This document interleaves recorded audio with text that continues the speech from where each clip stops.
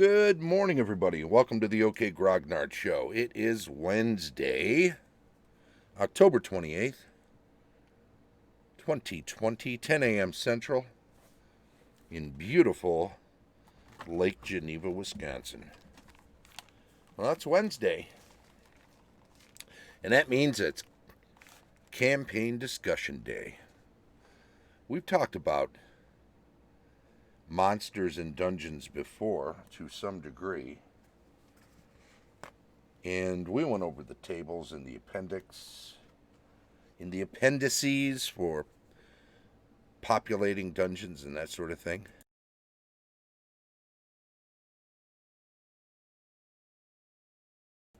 But there's whole sections of the DMG first edition Dungeon Master's Guide for Advanced Dungeons and Dragons that we didn't go through, that are specifically discuss this sort of placement.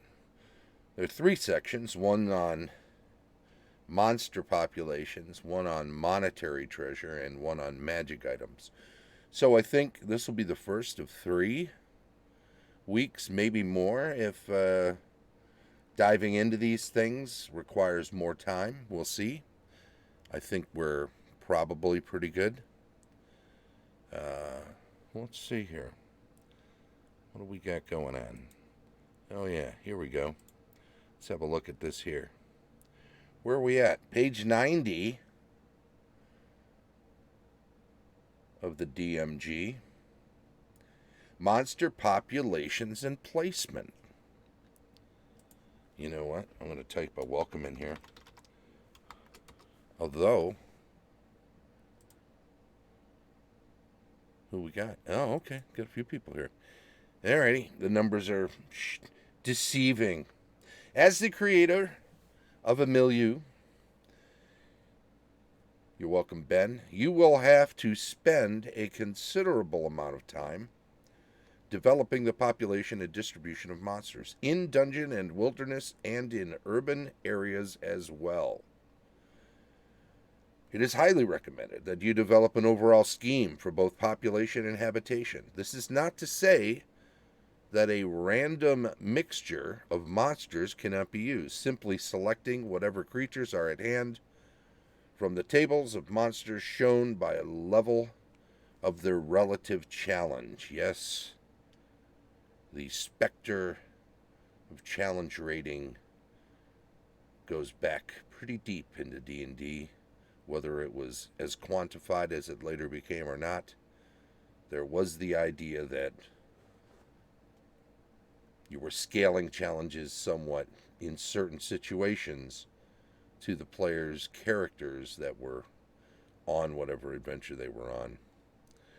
I mean, you can even see it in adventures that they sold, which said, this is an adventure for characters levels 5 to 7. This is an adventure for 3 to 6 or let's say 4 to 9 characters from level 5 to 7. There'd be some ranges for both the number of players and the level of the characters. So they didn't dial it in so much that they were, but it's smart marketing, right? If they say this is for 4 characters level 7, they sell a whole lot fewer of them, right? And I'm not saying that their ranges were incorrect. I may be saying that those precise ranges of those adventures that might be geared for a certain level and a much tighter number of players could probably loosen up a little bit, or at least build in some things to the adventure that allow for the DM to make some educated guesses about how to loosen things up or tighten things up based on the number of players or the relative levels of the player characters. The latter method, he says, moving on to page 91, does provide a rather fun type of campaign with a Disneyland atmosphere, but long-range play becomes difficult. For the whole lacks rhyme and reason, so it becomes difficult for the DM to extrapolate new scenarios from it, let alone build upon it. Therefore, it is better to use the random population technique only in certain areas, and even then to do so with reason. This will be discussed shortly. Good morning, Henry. Welcome. Sarah, saw you in there. In general, the monster population will be in its habitat for a logical reason. The environment suits the creatures, and the whole is in balance. Certain areas will be filled with nasty things due to the efforts of some character to protect his or her stronghold, due to the influence of some powerful evil or good force, and so on. Except in the latter case, when adventurers, your player characters, and their henchmen and hirelings move into an area and begin to slaughter the creatures therein, it will become devoid of monsters. Natural movement of monsters will be slow, so there will be no immediate migration to any depopulated area unless some power is restocking it or there is an excess population nearby which is able to take advantage of the newly available habitat. Actually clearing an area, dungeon or outdoors territory, might involve many expeditions and much effort, perhaps even a minor battle or two involving hundreds per side. And when it is all over, the monsters will not magically reappear, nor will it be likely that some other creatures will move into the newly available quarters the next day. I wonder if one person reading this who eventually helped work on video games read that monsters will not magically reappear and said, why not? Why couldn't there be spawn points? And that's it. That's how we fix my game. And then created a whole new trope around that idea. When player characters begin adventuring, they will at first assume they are the most aggressive types in the area, with respect to characters, of course. This is probably true. Hey, how you doing, Lexfire? Good to have you, George. This is probably true.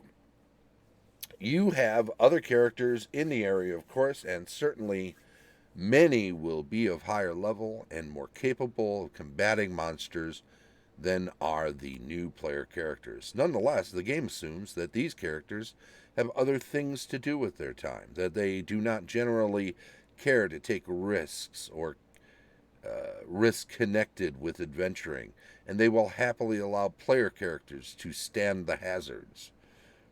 If the characters who do the dirty work are successful, the area will be free of monsters, and the non-player characters will benefit. Meanwhile, the player characters, as adventurers, automatically remove themselves to an area where there are monsters, effectively getting rid of the potential threat of their presence poses to the established order. Yeah, they're a wild bunch, the player characters, aren't they? There is an analogy to the gunfighter lawman of the Wild West, which is not inappropriate. In some cases, the player characters will establish strongholds nearby, which will help maintain the stability of the area, thus becoming part of the establishment. Your milieu might actually encourage such settlement and interaction if you favor politics in your campaign. The depopulation and removal to fresh challenges areas. The depopulation and removal to fresh challenge areas has an advantage in most cases. I'm not sure I completely get that sentence. The depopulation and removal to fresh challenge areas. Maybe that's supposed to be of. Has an advantage in most cases. Yeah. As DM, you will probably have a number of different and exciting dungeons and wilderness and urban settings which are tied to the whole milieu. It's 3 today. Depopulation of 1 simply means the player characters must move to a fresh area. Interesting to them because it is different from the last. Fun for you as there are new ideas and challenges which you desire your players to deal with. Variety is, after all, the spice of AD&D life too. It becomes particularly interesting for all parties concerned when it is a meaningful part of the whole. As the players examine first one facet, then another of the milieu gem, they will become more and more taken with its complexity and beauty and wish to see the whole in true perspective. Certainly, each will wish to possess it, but none ever will. Oh, it's just out there. Variety of setting is easily done by sketching the outlines of your world's history, establishing power bases, setting up conflicts, distributing the creatures, bordering the states, and so forth, gives the basis for a reasoned, if not totally logical in terms of our real-world approach. The multitude of planes and alignments are given for such a purpose, although they also serve to provide fresh places to adventure and establish conflicts between player characters as well.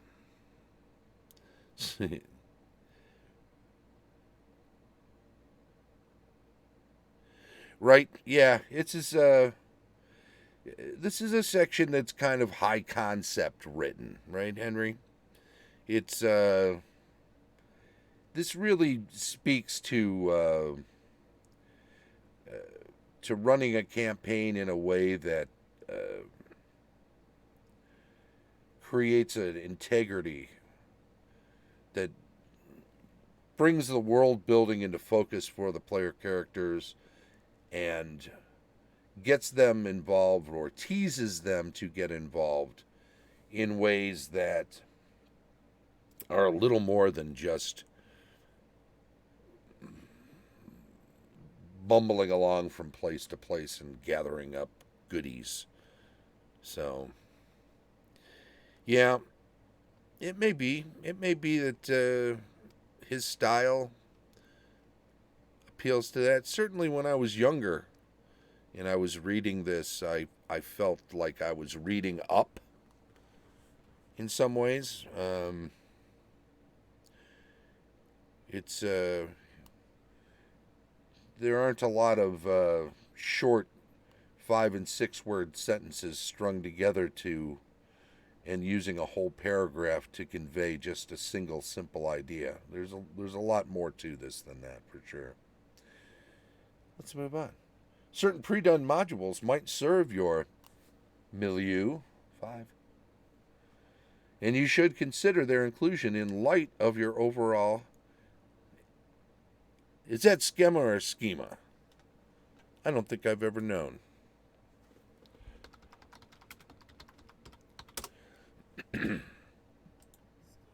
Schema. It is schema. Very good. You know, I always like to take the time to just say define, type in the word in a Google search, click on the pronunciation guide, and figure it out while I'm in the process. Because if I let it go, I won't go back.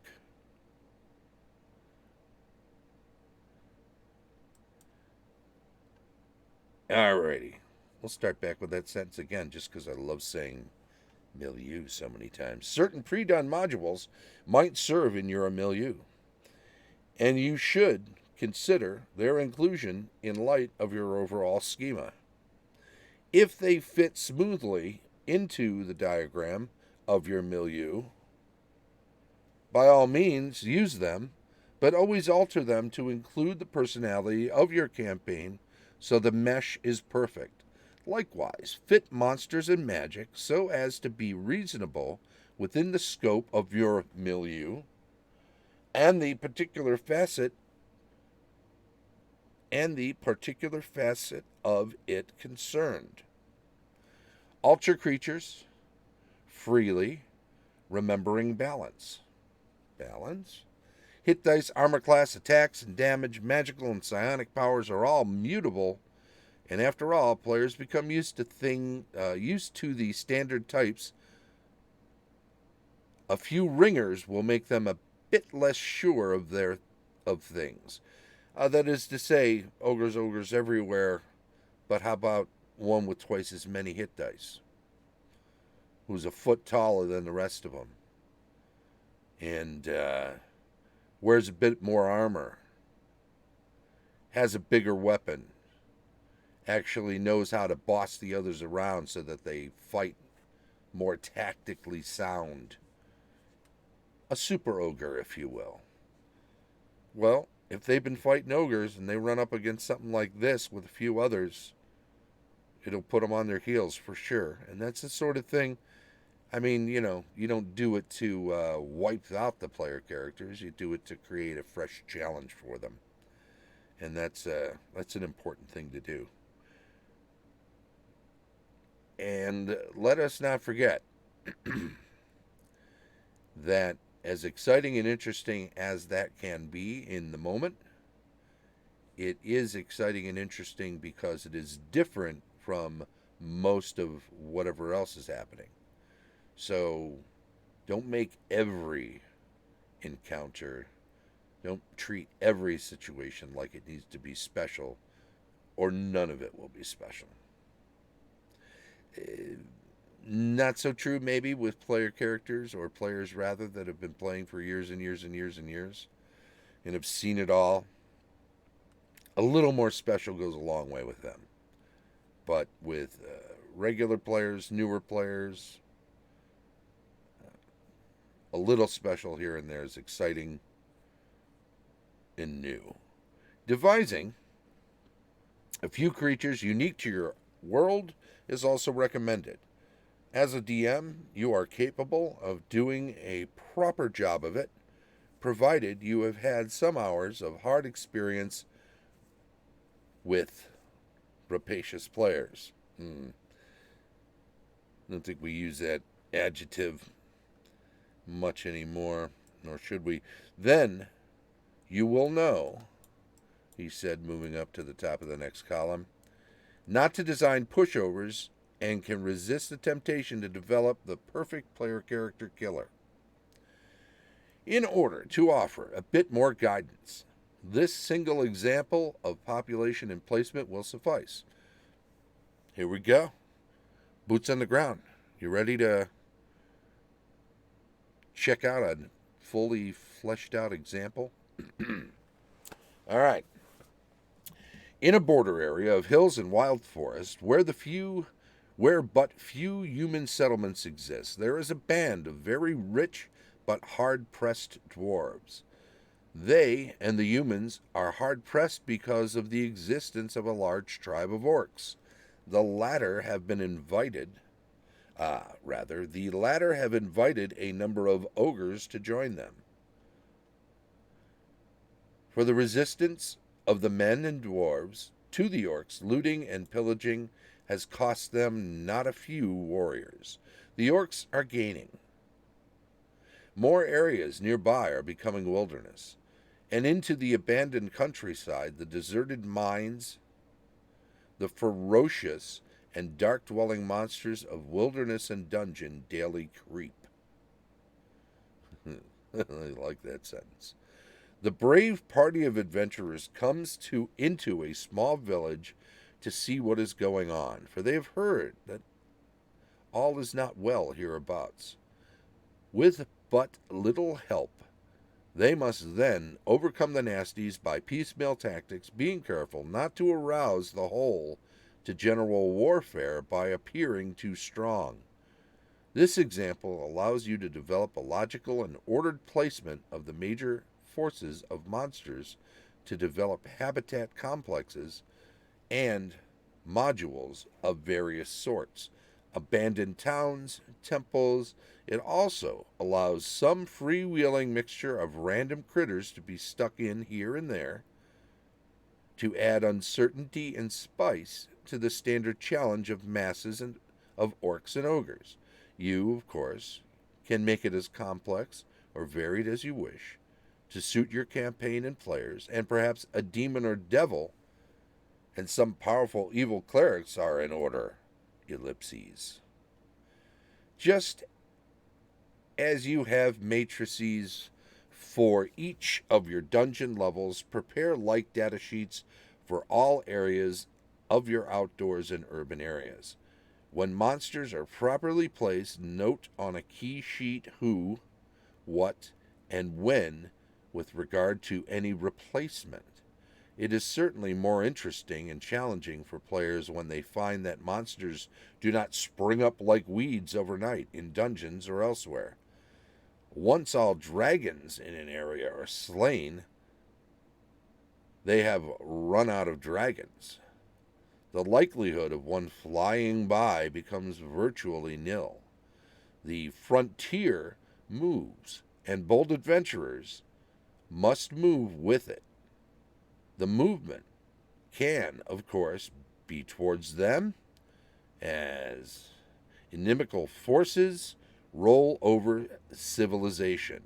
Make it all fit together in your plan, and your campaign will be assured of long life. Here endeth the lesson. No, that's not completely true. We can talk about this a little bit.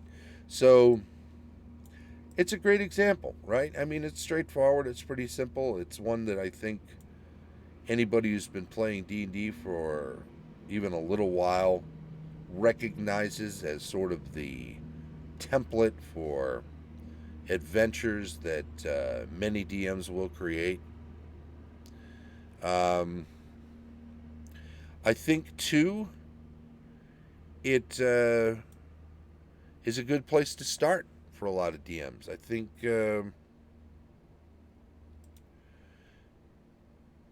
starting with something that's pretty straightforward like this is a good way to create a sort of a starter campaign. Ogres might be a little strong for players early on, but if the vanguard of that whole setup is some weaker things on the order of kobolds or goblins, then you can probably run a few games enough to for them to gain enough experience to get up to second and third level, and as a party start being able to handle an ogre or two. So indeed, it's a good one. I don't know. I think that was all pretty straightforward. There's really, I don't take exception with any of that I can think of. No, I think all that's really clear and really, really well put. And I think it speaks to, if I can revisit what I said earlier, I think it speaks to the idea of the proto-challenge rating, for lack of a better term, right? I think that works. There was always the idea of balance in the game. When you hear people spouting off that, we didn't have challenge ratings, balance wasn't a consideration, that's not true. There are certainly gonzo campaigns run by kids where they just open up the monster manual and flip through and point to something that looks cool and then take characters and say they're fighting it. And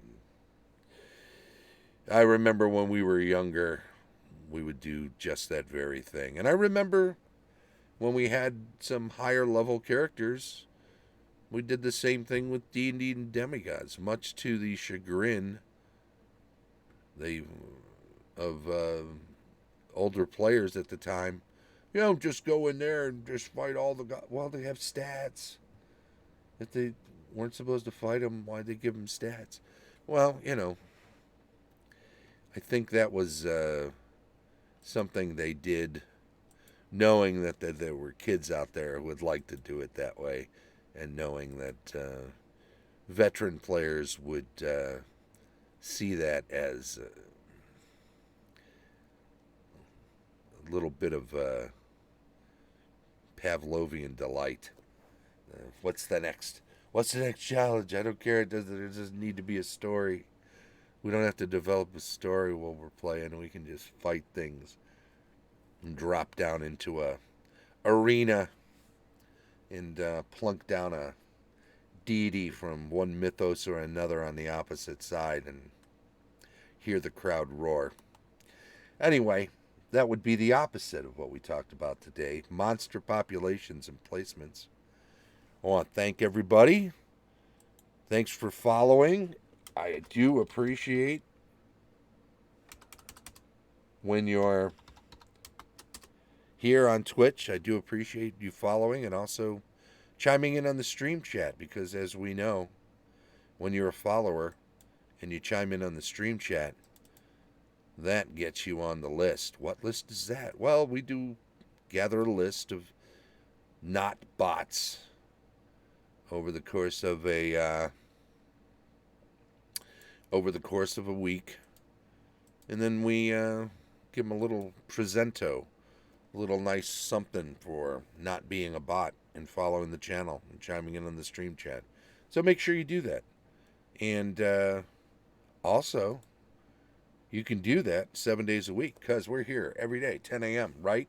Right. Tomorrow, GMing tips. Friday, building adventures. GM reviews on Saturday. Rules retrospective on Sunday. Weekly news and announcements on Monday. Cartography and world building on Tuesday. Campaign design, or discussion rather, right back around the horn next Wednesday. So do join us. Hey, if you're catching up with this on YouTube, appreciate that too. Please do subscribe to the channel. Give us a thumbs up on any videos you watch. And hey, if you got some constructive criticism, please do make comments in the comment section. We can always make the show a little better, and that's a good thing. Thank you very, very much, everybody who's joined us, everybody who's listening later. We do appreciate it. This has been the OK Grognard Show from beautiful Lake Geneva, Wisconsin. Bye-bye.